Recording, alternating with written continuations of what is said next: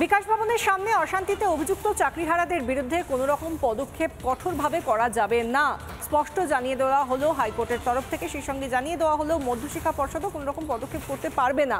উল্টে যেটা বলা হয়েছে, তাদের যে আন্দোলন, সেক্ষেত্রে 200 জন ঘুরিয়ে ফিরিয়ে আন্দোলনকারী বিকাশ ভবনের বাইরে আন্দোলন চালিয়ে যেতে পারেন, এমনই নির্দেশ কলকাতা হাইকোর্টের।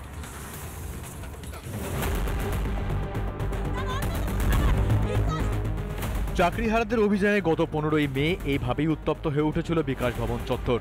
শিক্ষকদের বেদম পিটিয়েছিল পুলিশ, রক্ত ঝরে সমাজ গড়ার কারিগরদের মারল পুলিশ, অথচ কেস খেলো আন্দোলনকারীরাই। পুলিশের পাঠানো নোটিশে জল গড়িয়েছে হাইকোর্ট পর্যন্ত। সেই মামলায় আন্দোলনকারীদের রক্ষা কবচ দিয়েছে আদালতের নির্দেশ। অশান্তিতে অভিযুক্তদের বিরুদ্ধে কোনো কঠোর পদক্ষেপ নেওয়া যাবে না, ব্যবস্থা নিতে পারবে না মধ্যশিক্ষা পর্ষদও। সংগ্রামী যৌথ মঞ্চের বেশ কয়েকজন টিচারদেরকে এখনও সম্ভবত টার্গেটে রয়েছে, তাদেরকে বেছে বেছে কেস দেওয়া হচ্ছে। আমরা রয়েছি, আমরা আমাদের মতো করে আন্দোলন চালাবো। সুরক্ষা কবচ রয়েছে, তাতে ভয় পাওয়ার কিছু নেই। আন্দোলনের পথে চলবে।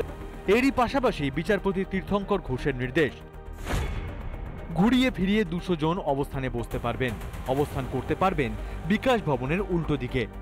10 আন্দোলনকারীর নাম, ফোন নাম্বার পুলিশকে দিতে হবে। অস্থায়ী পরিকাঠামো তৈরি করে দিতে হবে রাজ্যকে। জল, বায়ো টয়লেটের ব্যবস্থা করবে পুরসভা। করে যে এটা বলেছেন এবং বলেছেন যে পুলিশের পক্ষ থেকে সমস্ত রকম জল বা টয়লেট এবং সেটের যে ব্যবস্থা করে দেবে। তো এখন যেহেতু আমরা অবস্থান বিক্ষোভই করছি এবং আমাদের আন্দোলনটা চালিয়ে নিয়ে যেতে হবে আমাদের রিভিউ পিটিশনের জন্য, এখন চলুক। এখন তারপরে পরবর্তীকালে কি হবে সেটা আমরা আলোচনা করি, সেটা সেই অনুযায়ী জানানো হবে। জায়গার ক্ষেত্রেও বলা হচ্ছে যে এই সেন্ট্রাল পার্ক বা বিকাশ ভবনের উল্টো দিকে আপনাদের বসার জন্য বলা হচ্ছে, কি বলবেন? না, যদি মহামান্য আদালত বলে থাকেন তাহলে সেটা অবশ্যই মেনে নেব, কিন্তু জায়গাটা তো ফ্যাক্ট নয়। আমরা যে কোনো জায়গা থেকে আন্দোলন করতে পারি। আমাদের দাবি যতক্ষণ না আদায় হচ্ছে ততক্ষণ আমাদের মুভমেন্ট চলবে। 4 জুলাই এই মামলার পরের শুনানি। ততদিন আন্দোলন চালিয়ে যাওয়ার ক্ষেত্রে কিছুটা হলেও স্বস্তি শিক্ষকদের। রিপাবলিক বাংলা। চাকরিহারাদের আন্দোলনকে বারবার শাসক দলের তরফ থেকে অপমান করা হয়েছে। কখনো মুখ্যমন্ত্রী মমতা বন্দ্যোপাধ্যায় তিনি এই চাকরিহারা আন্দোলনকারীদের সীমারেখা যাতে তারা লঙ্ঘন না করেন লক্ষণ রেখা মনে করিয়ে দিয়েছেন। আবার কখনো ফিরহাদ হাকিম বলেছেন এরা নাটক করছেন। আর এবার তৃণমূল সাংসদ কল্যাণ বন্দ্যোপাধ্যায় তিনি যে কথা বললেন তাতে তো রীতিমতো তিনি গুন্ডা তকমা দিয়ে দিলেন এই চাকরিহারা আন্দোলনকারীদের। ক্ষোভে ফুঁসছেন আন্দোলনকারীরা।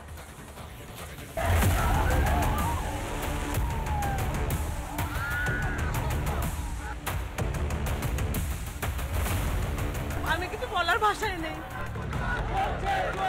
শাসকের দুর্নীতিতে পেটে লাথি পড়েছে প্রায় 26,000 শিক্ষক ও শিক্ষাকর্মীর। চাকরি ফেরতের দাবিতে পথে নেমেছেন চাকরিহারারা।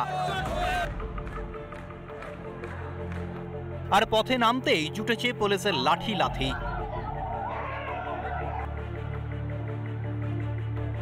এর প্রতিবাদ করতে গিয়েও রক্ষে নেই। একের পর এক কুকথা শুনতে হয়েছে। কখনো বক্তা মমতার বিশ্বস্ত সৈনিক ফিরহাদ, কখনো আবার কল্যাণ। আমরা তো তাদের জন্য চিন্তা ভাবনা করছি। হুলিগানিজমের করার তো দরকার নেই। 50-তে ভেঙে ফেলছে, হেন করছে, সেটা তো বলতেই হবে আমাকে। কিন্তু at the same time we are very much sympathetic to them. এটাই প্রথম নয়, আন্দোলনকারীদের এর আগেও শুনতে হয়েছে অজস্র কটূক্তি। ছোট করে দেখানো হয়েছে আন্দোলনকে। এগুলো দিয়ে কোনো লাভ নেই, এগুলো ছবি তোলার জন্য টিভিতে আনার জন্য। বিকাশ ভবনের সামনে অশান্তির পরও প্রায় একই বক্তব্য শোনা গিয়েছিল ফিরহাদ হাকিমের মুখে। দেখুন, এইভাবে মানুষের উপর অত্যাচার, এটা আন্দোলন হতে পারে না। সুতরাং এটা তো নাটক হচ্ছে। মমতা বন্দ্যোপাধ্যায় প্রথমে বললেন সীমা লঙ্ঘন করবেন না, তারপরে ফিরহাদ হাকিম বলছেন আপনারা নাটক করছেন। এটা প্রত্যাশিত এই সরকারের প্রতিনিধিদের কাছ থেকে, কিন্তু কল্যাণ বন্দ্যোপাধ্যায় সবকিছু ছাপিয়ে গেলেন। তিনি গুন্ডা বলাতে বেশ কিছুটা ক্ষুব্ধ, হতাশ এ রাজ্যের যোগ্য শিক্ষক শিক্ষিকারা। ওনারা কখনো আমাদের নাটকবাজ বলেন, কখনো আমাদের গুন্ডা বলেন। আসলে কি হয় জানেন, মানুষ যখন না নিজের দায় এড়াতে চায়, নিজে যখন দোষী প্রমাণিত হয়ে যায়, তখন সেই দোষের ভাগিদার অন্য কাউকে করার জন্য তাদের বিরুদ্ধে অনেক কিছু বলে। মনে পড়ে কল্যাণ বাবু, আপনি বিধানসভা ভেঙেছিলেন না? গুন্ডামো কাকে বলে? নীতিগ্রস্ত সরকার, যার বর্তমানে এখানে একজন লোক আপনি লাগিয়ে রেখেছিলেন, গুন্ডামো তো তাকে বলে। শাসকের দুর্নীতির মাসুল গুনতে হচ্ছে চাকরি খুইয়ে। দুর্নীতি ঢাকতেই কি দোষারোপ আর লাঠি ভরসা শাসকের? রিপাবলিক বাংলা।